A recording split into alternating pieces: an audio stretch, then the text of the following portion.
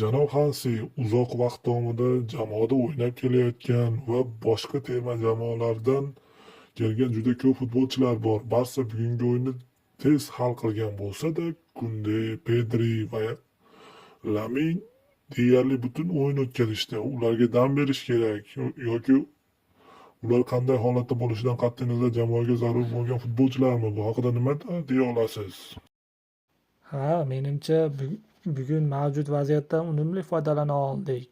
Kecha ham aytgan edim, bu o'yin o'tkazish uchun eng mos kun emas edi. Ayniqsa terma jamoalardan tanaffusdan so'ng bu oson bo'lmadi, ammo biz yana 3 ochkoni qo'lga kiritdik. Faqat bu 3 ochko bizga juda ham qimmatga tushdi.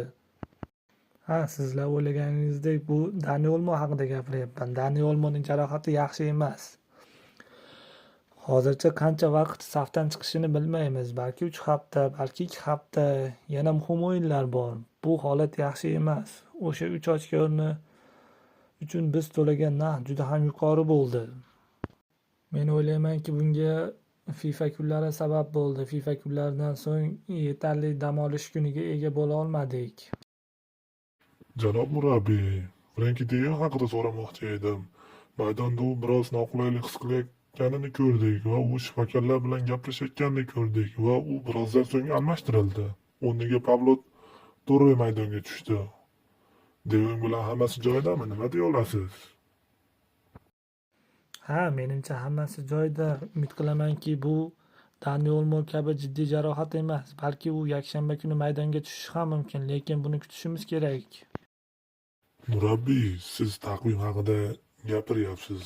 To'g'ri, futbolchilar va murabbiylarning shikoyatlari albatta o'rinli. Boshqa murabbiylar ham shikoyat qilyapti. Lekin aslida qaraganda o'yinchilar o'ynashda davom etishmoqda. La Liga rahbariyatida hech qanday tashabbus o'zgarishini ko'rmayapmiz. Yoz yaqinlashmoqda.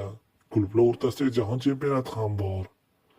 Keyin qish ham boshlanadi, yana nolishlar boshlanadi. Nega bu jarayonda hech kim jiddiy harakat qilmayapti? Hech kim o'zgarishga harakat qilmayapti?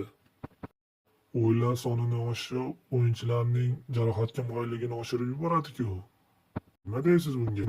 Menimcha biz futbolchilarni tinglashimiz kerak. Bu eng muhim narsa va murabbiylarni ham.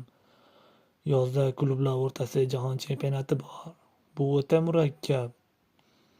Va Millatlar Ligasi ham bor. Xalqaro to'siq degani bu. Eng yaxshi futbolchilar terma jamoalarga borishadi va so'ngra yana klublarga qaytishadi. Bu juda qiyin holat. Va futbolchilar klubga qaytganda futbolchilar qanday holatda bo'lishadi, kayfiyatlari qanday, jarohatda bo'ladimi?